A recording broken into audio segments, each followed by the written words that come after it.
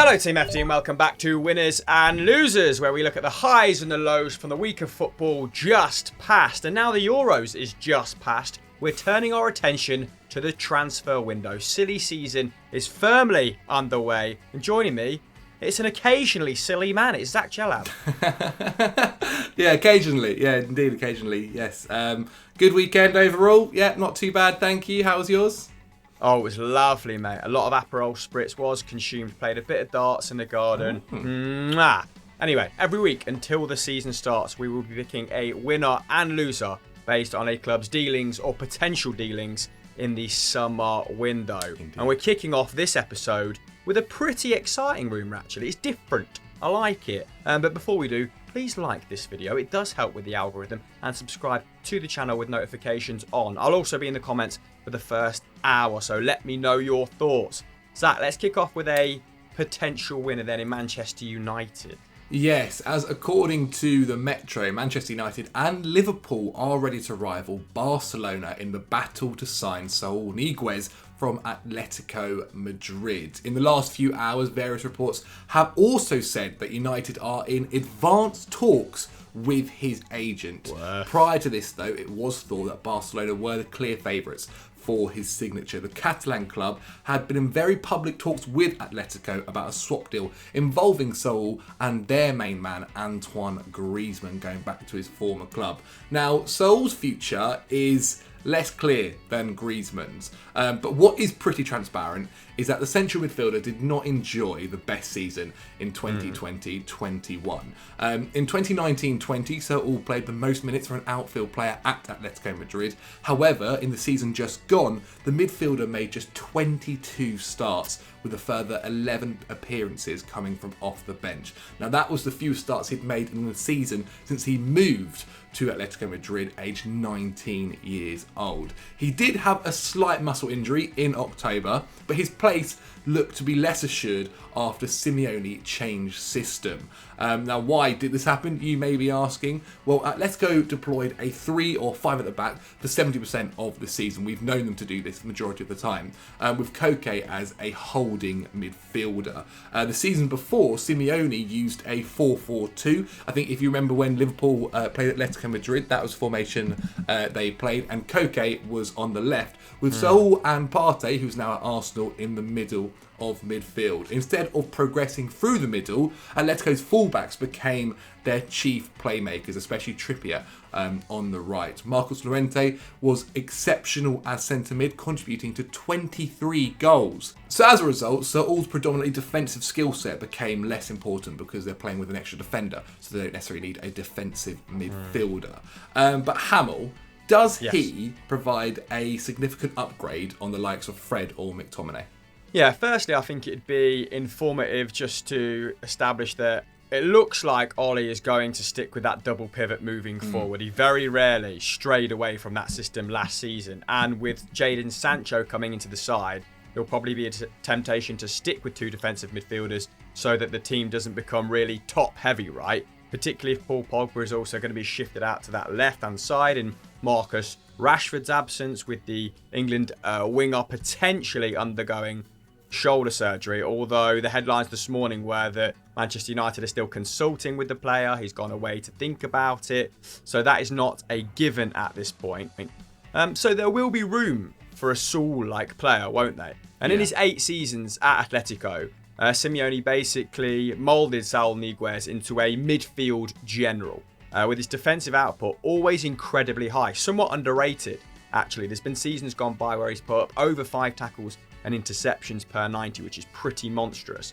As well as that, though, as well as those defensive figures, he was always able to maintain a really healthy attacking output, and made those lung-busting runs to become part of their attack, didn't he? Help overload the box, as well as being a pretty adept dribbler. Never been the rangiest passer, with Koke and Partey left to do the majority of the progression and distribution after Saul swept up.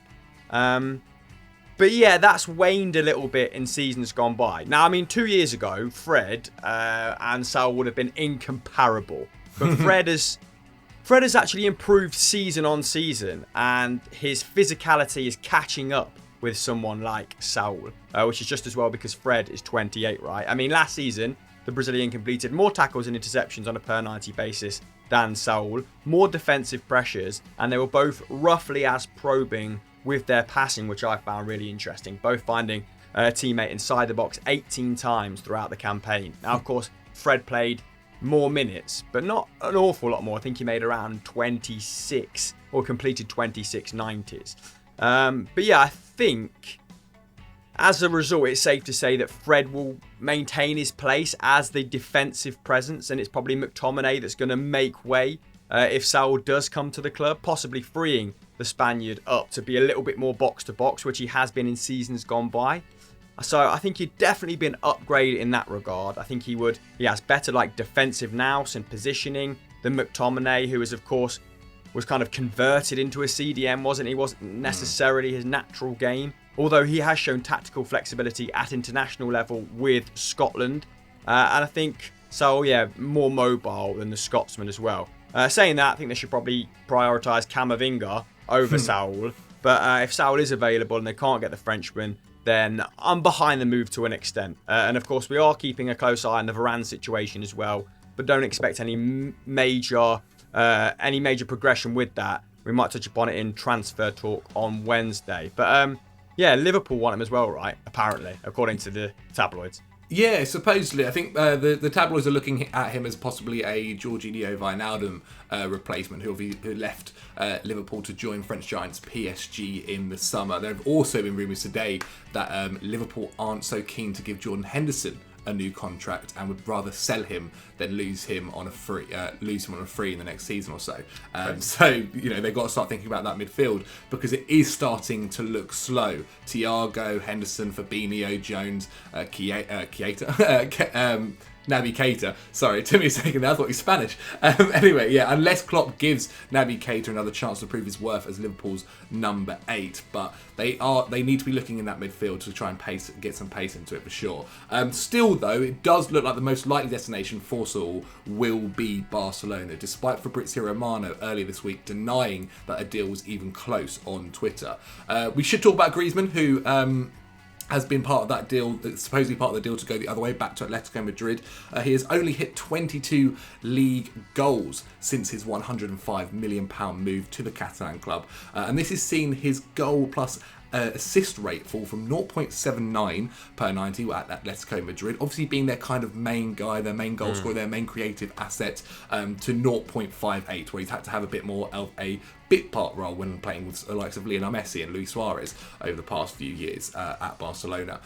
Plus, the French international is actually 31 years old next year, and his value will start to rapidly depreciate. I mean, Transfermarkt at the moment are only valuing him at around £53 million, over half of what Barcelona bought him for a couple of seasons back. But that is where we are with the deal. I think we should move on to our loser, Hamill.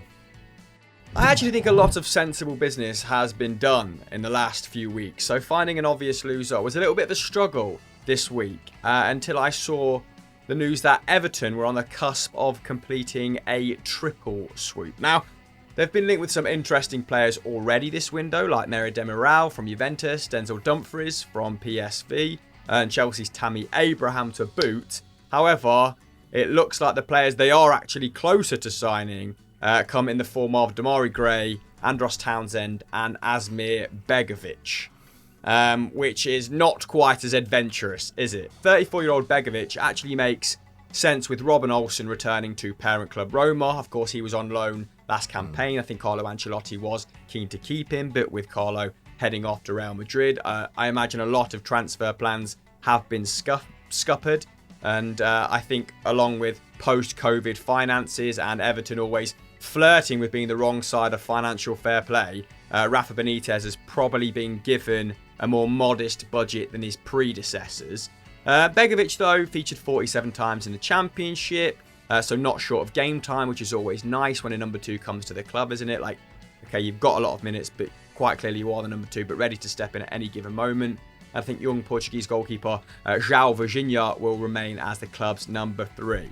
However, I suppose Townsend and Gray, it's not that they make less sense, But maybe they only make sense in my head if Everton find suitors for Bernard and Iwobi, because they are in danger of just spending an awful lot of wages to fill, two positions not very well, in my opinion. But tell me a little bit more about the wide men that they're pursuing then, Zach. Yeah, for sure. I mean, Everton have had an obsession with signing wingers season on season for the past 10 years, it feels like. But yeah, reports have suggested that Gray is available for £1.5 million, and that's just 6 months after joining Leverkusen by Leverkusen for £1.8 million from Leicester City. Now that's the first alarm bell, so get ready for some more. He made just 10 appearances in the Bundesliga last term, contributing to 3 goals. And there seems to be an opinion that when he was at Leicester, he was never really given a chance, but he made 40 league starts between the 17-18 season and the 18-19 campaign, plus another 29 substitute appearances as well. So he's definitely been given chances. He's just not really taken them. In the 2018-19 season, where he racked up over 2,000 minutes, he had an expected goal and assist tally of 0.24, which is superior to Iwobi's output last term of 0.18. But it's not really a huge increase. What I will say though, Zach, is I think he addresses the lack of speed in that Everton front line. And like you said, marginally more dangerous than Iwobi, but probably not the upgrade that Everton fans were looking for. I do prefer the Townsend move though. I think he's a solid squad player. What do you think to that?